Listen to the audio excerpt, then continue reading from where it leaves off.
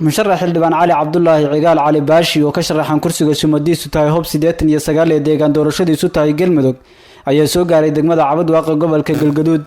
مسؤولين كترسن مامل كدقمة دبد حلبانا كترسن قلمدوق odayaasha dhaqanka ururada haweenka dhalinyarada aqoonyahan iyo bulshada lixda xaafadood ee degmada ayaa ka qayb galay soo dhaweynta musharax Cali Baashi aadan cabdinuur galaal aadan gibay gudoomiyaha degmada dhabad ayaa ugu horeyn munaasabada soo dhaweynta ka hadlay Caabudwaaq oo aan u kala harin waa rabitaankaaga waxa lagu soo dhaweeyay waa ku soo dhaweynaynaa xil baad goobaysaa xilkaas ilaahay idankiisa annagu waa kugu soo dhaweynaynaa helitaankiisa iyo wixiisuna waa ku dambeeyaan hadii ilaahay qaybihii kala duwanaa ee bulshada ayaa soo dhaweynta musharaxa ka sheegay oo maanta ay ku soo degay oo bishu 3 tahay ku soo degay Caabudwaaq waa soo dhaweynaynaa waa istaahila wuu leeyahay annaguna waa u soo dhaweynaynaa xildhibaan soo dhawow waxa soo dhaweynaynaa xildhibaan Cali Baashi annagoo ku wada joognaa una dhan bulshada Caabudwaaq xildhibaano wasiiro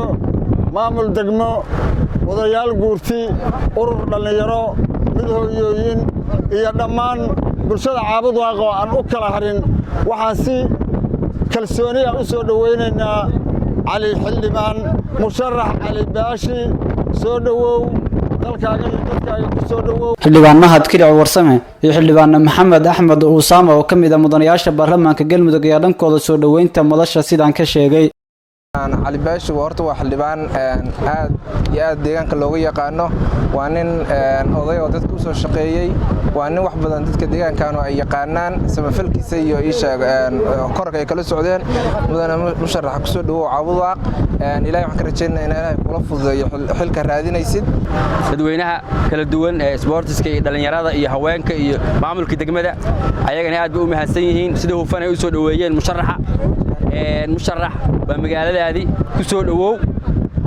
deegaanka qofku sugayay baa tahay deegaanka ninka samata bixin lahaa oo baahidiisa ka warqabay baa tahay waxaan rabnaa inaad ku soo dhawaato musharax xildhibaan dowladda federaalka ee Somalia Cali Cabdulaahi Cigaal Cali Baashi oo marka hore u mahad celiyay bulshada soo dhaweysay ayaa sheegay hadii la doorto inuu bulshada ugu adeegi doono si cadaalad ah waxaan u mahad celinayaa maamulka degmada waxaan u mahad celinayaa lixda xaafadood ee degmada Caabudwaaq waxaan si gaar ah ugu mahad celinayaa xildhibaanada u taagan ee heer maamul goboleed ee Galmudug ee garbahayga taagan ee ka qayb qaatay soo dhaweyntayda waqti badan ku bixiyay aan aad iyo aad ugu faraxsanahay inay noqotay soo dhaweyn aad iyo aad u qiimo badan mid qaran ah oo mid qabiil ahayn sidaad u muujiseen kalsoonidiina iyo taageeradiina aad iyo aad baan idinkaga mahad celinayaa waa isla joognaa waa wada hadli doonaa waa kala dhargi doonaa haddii alla idmo wax kale uma imaanin waxaan u imid wadanka deegaanada aad ku nooshihiin inaan baahidiina ka warhayo kan ballan qaadaya inaan gaarsiiyo haddii aad doorataan inaan gaarsiiyo nabad anuu nin nabadeed baan ahay nabadda ka soo shaqeeyay xaquuqul insaanka ka soo shaqeeyay hay'adaha oo dhan ka soo shaqeeyay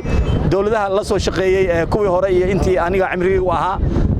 waxaan jecelahay inaan idinkaga faa'iideeyo aqoonteyda iyo kartideeda inaan idinkugu adeego si wadaniyad ah si kalsooni leh daacad ah Saciid Gooday wararka TV-ga Universal Caabudwaaq